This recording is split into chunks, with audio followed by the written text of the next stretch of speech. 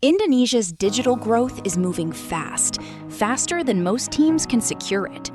And now, businesses are running into a new reality. Security is no longer just a technical preference. It is becoming a compliance requirement. One mistake in SSL, PKI, or certificate management can now create more than a technical issue. It can create downtime, trust failure, and regulatory exposure. For years, many businesses treated SSL as a checkbox. Install the certificate, turn on HTTPS, and move on. PKI was something only the technical team cared about. Compliance was something you reviewed once a year. But in 2026, that mindset is starting to break. Indonesia is entering a new phase of digital maturity. More businesses are online. More services are transactional.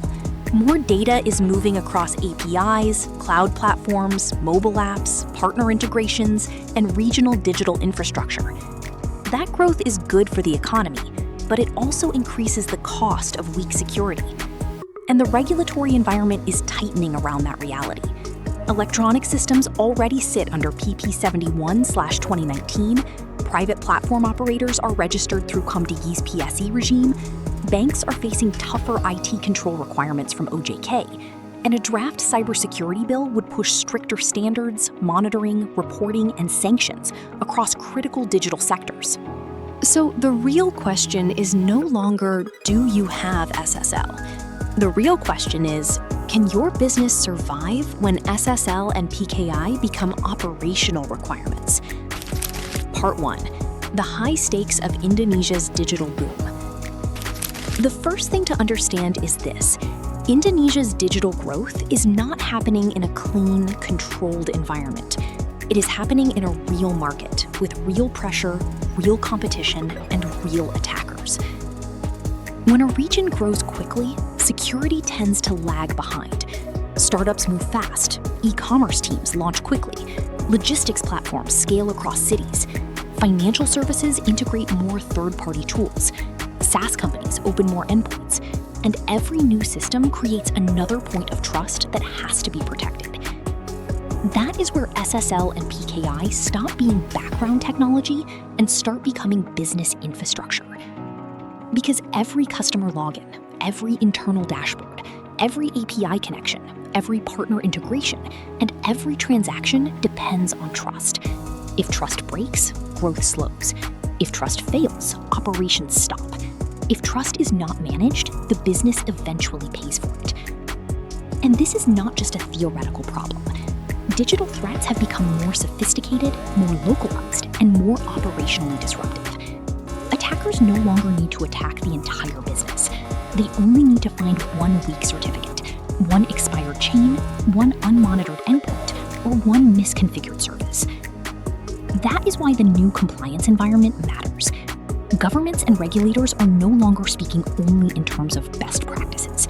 They are moving toward monitoring, reporting, mandatory controls, and consequences.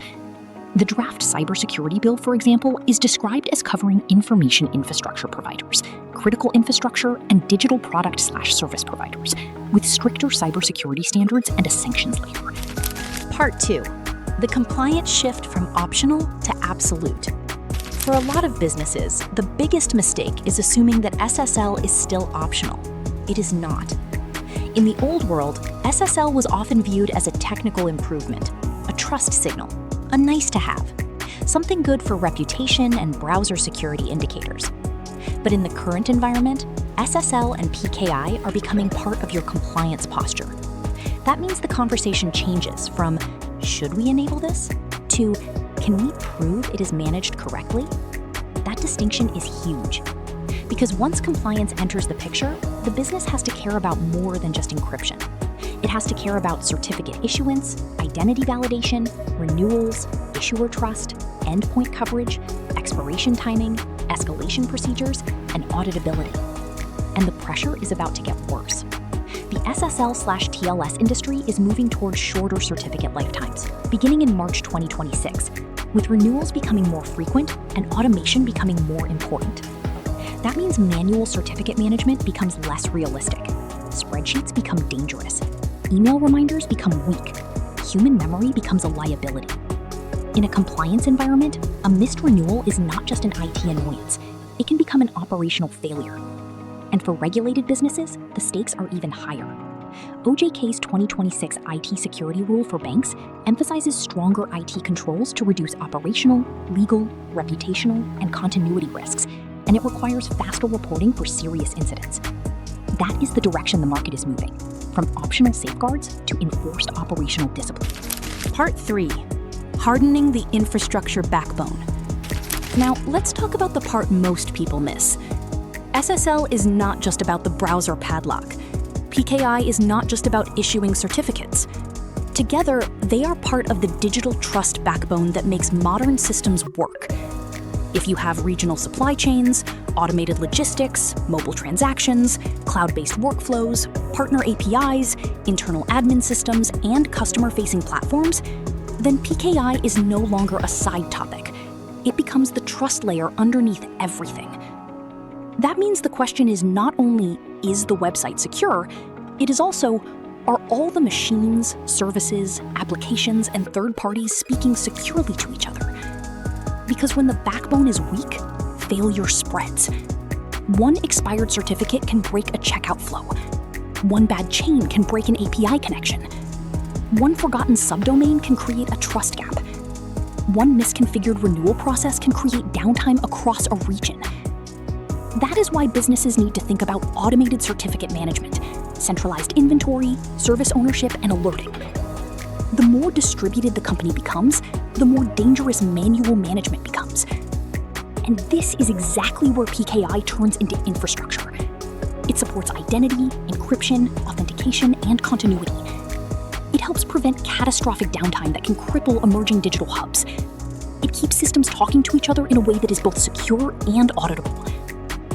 Indonesia already has a national PKI trust chain through Root CA Indonesia, with subordinate CAs issuing certificates under that structure. That tells you something important. The trust model is already institutional, not casual. So if your business is growing regionally, your certificate strategy has to grow with it. Part 4. What happens when compliance fails? This is the part nobody wants to talk about until it happens. When SSL or PKI fails, the problem is not always a hacker got in. Sometimes the business simply becomes unavailable.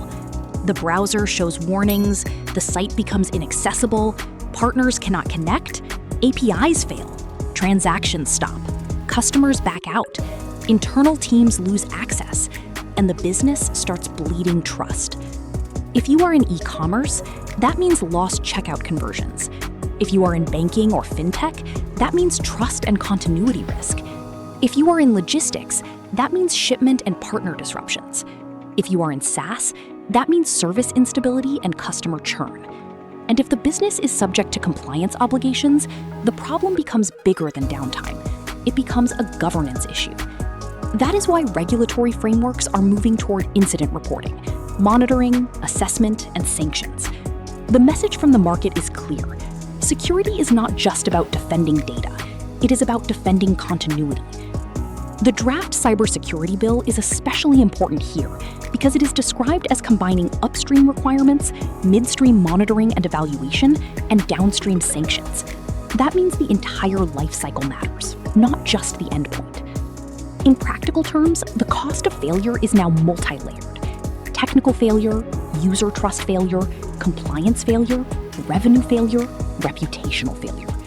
That is why one small certificate oversight can turn into a systemic problem. Part 5. Future-proofing against evolving threats. So what should businesses do now? First, stop treating SSL as a one-time installation. Start treating it as a managed lifecycle. Second, build visibility. You need to know how many certificates you have, where they live, who owns them, when they expire, which services depend on them, which renewals are automated, which ones are still manual. Third, centralize policy. If different teams manage certificates in different ways, you create inconsistent risk. Fourth, prepare for shorter renewal cycles. That matters more now because the SSL TLS ecosystem is moving toward more frequent renewal and more automation. Fifth, Align security with compliance. If your business is in a regulated sector, your certificate and encryption strategy should be part of your audit, continuity, and governance planning. And finally, think ahead. The next wave of digital trust will not only be about certificates, it will also be about identity, automation, machine trust, and eventually post-quantum readiness. PKI is already being discussed in 2026 as part of broader digital trust planning, including quantum-safe direction and AI-assisted certificate management. This is the real shift. Security is no longer a tool you buy once, it is a system you keep alive.